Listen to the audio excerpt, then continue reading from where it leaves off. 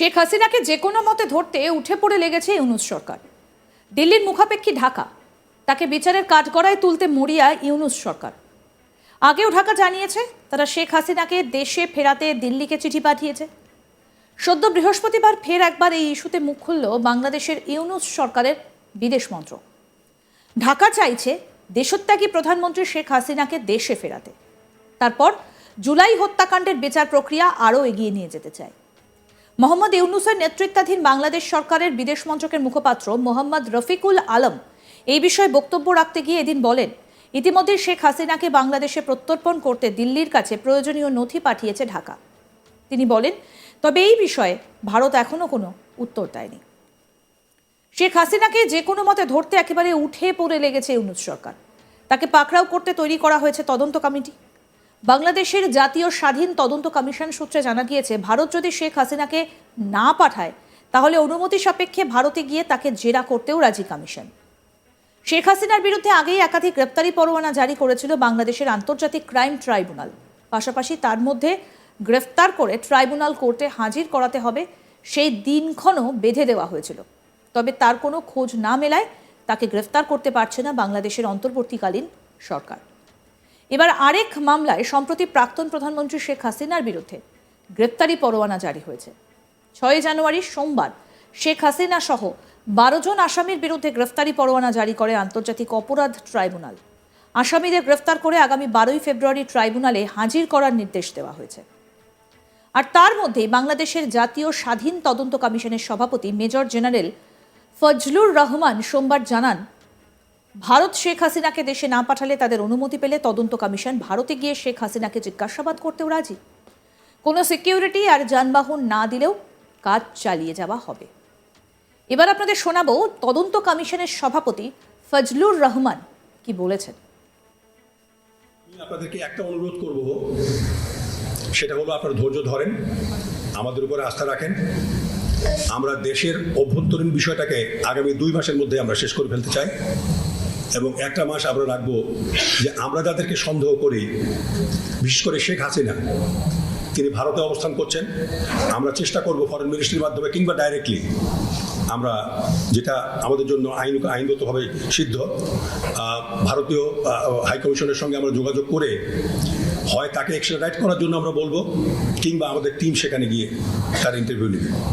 এবং আরও যে কয়জনের নাম এসছে তদন্ত কমিশনে যদি তাদের নাম থাকে, এবং আরেকটা জিনিস, তদন্ত কমিশনও কিন্তু আমরা ইভালুয়েট করব এবং সেখানে আমরা মন্তব্য দেব যে কোথায় কাকে কোন দেশকে সাহায্য করা হয়েছে, কোথায় কোন দেশকে সাহায্য করা হয়েছে কমিশনের মাধ্যমে, তদন্তের মাধ্যমে, সেগুলো আমরা বের করবার চেষ্টা করব। কাজে আপনারা নিশ্চিত থাকেন, অতি অল্প সময় ইনশাআল্লাহ জাতির সামনে আমরা এই তদন্ত রিপোর্ট তুলে ধরতে পারবো। এবং আপনাদের বক্তব্য আমরা শুনলাম, আপনাদের মতোই আমরাও সমবেতী, এবং সেনা হত্যা দিবস হিসেবে সেই দিবসটাকে যাতে অবজার্ভ করা যায়, জাতি অবজার্ভ করতে পারে, সেটাও আমরা চেষ্টা করব বলার জন্য। এবং এই কথাও আমি এটাও চিন্তা করে দেখেছি, এই যে হায়দার হুজুরের যে গান আর কত রক্ত ঝরিয়ে, এই গানটাকেও আমি একটা জাতীয় সঙ্গীত হিসেবে, মানে জাতীয় একটা বিষয়ের একটা বিশেষ গুরুত্বপূর্ণ সঙ্গীত হিসেবে, যাতে 25 এবং 26 ফেব্রুয়ারি যেন এটা সমস্ত মিডিয়ারে যেন এটা গাওয়া হয়, এই জিনিসটাও আমি সুপারিশ করব। উজ্জীবন সঙ্গীত যে এই জিনিসটা আমরা প্রত্যেকটা জিনিসেই আমাদের দৃষ্টির বাইরে আমরা রাখবো না, সব কিছুকে আমরা দেখবার চেষ্টা করতেছি খোলা চোখে ইনশাআল্লাহ। আপনারা নিশ্চিত থাকেন, আপনারা যাতে শান্তি পান, আপনাদের ক্ষত যাতে নিরাময় হয়, আপনারা যাতে মাথা উঁচু করে এই বাংলাদেশে বাঁচতে পারেন, সমস্ত জাতি যেন আপনাদেরকে সম্মান করে, সেটা নিশ্চিত করবো আমরা ইনশাআল্লাহ। কথা বলবো, জানবার চেষ্টা করব তারা কি ভাবছেন। এটা এমন একটা তদন্ত কমিশন যেটা 16 বছরে এসে করা হলো, 15 বছরের মাথায়, যখন এর এভিডেন্স অনেকগুলোই নষ্ট হয়ে গেছে। তবে আমি কোনো জিনিস গোপন রেখে কিছু করতে চাই না। আমি এটা আমার কমিশনের সদস্য থেকে বলেছি, যা হবে খোলাখুলি করা হবে, এবং সব কিছু বিষয় আমি মিডিয়ার মাধ্যমে জাতিকে অবহিত করতে থাকবো সময় সময় যখনই প্রয়োজন পড়বে। এবং আপনারা সেটা জানতে পারবেন আমরা কতটুকু অগ্রসর হলাম। একটা বিষয় আমাদের মাথায় রাখতে হবে, আমাদের সময় দেওয়া হয়েছে 3 মাস। আমি চাইব 3 মাসের মধ্যেই যেন এই তদন্ত শেষ হয়ে যায়। যদি সময় বাড়ানোর প্রশ্ন প্রয়োজন পড়ে, মাননীয় স্বরাষ্ট্র উপদেষ্টা আমাকে বলেছেন যে তারা সময় বাড়াবেন, কিন্তু আমার ব্যক্তিগত কোনো ইচ্ছা নাই এই সময় বাড়াবার জন্য। তারপরে যদি প্রয়োজন পড়ে তদন্তের সাথে আমরা এটা বাড়াবো। এর 2টা অংশ আছে, একটা হলো অভ্যন্তরীণ আমাদের দেশে, একটা হলো বহির্দেশীয়। এবং আমাদের যে টার্মস অফ রেফারেন্স দেওয়া হয়েছে সেখানে এই 2 বিষয়ে আমাদেরকে তদন্ত করতে বলা হয়েছে। একটা বিষয় আমাদেরকে তদন্ত করতে বলা হয়নি, সেটা উল্লেখ করা হয়েছে, সেটা হলো যাদের মামলা চলছে বা মামলা করা হয়েছে বা বিচারাধীন, সেই বিষয়ে আমরা কথা বলতে পারবো না। আন্তর্জাতিক অপরাধ ট্রাইব্যুনালের চেয়ারম্যান বিচারপতি মুক্তার গোলাম মর্তুজা মজুমদার এবং ট্রাইব্যুনালের সদস্য মুক্তার মহিতুল হক এনাম চৌধুরী এই আদেশ দিয়েছেন। আওয়ামী লীগ শাসনকালে গুমের ঘটনায় শেখ হাসিনা সহ 12 জনকে অভিযুক্ত করে একটা মামলা করেছেন আন্তর্জাতিক অপরাধ ট্রাইব্যুনালের চিফ প্রসিকিউটর। অগাস্টে ছাত্র আন্দোলনের আগুন ছড়িয়ে পড়ার পর ক্ষমতাচ্যুত হয় আওয়ামী লীগ। প্রধানমন্ত্রীর পদ থেকে পদত্যাগ করতে হয় হাসিনাকে। এরপর ক্ষমতা হাতে তুলে নেয় সেনা। তারপর পড়শি দেশে অন্তর্বর্তী সরকার গঠন করে। তারপর বাংলাদেশ ছেড়ে ভারতে আশ্রয় নেন হাসিনা।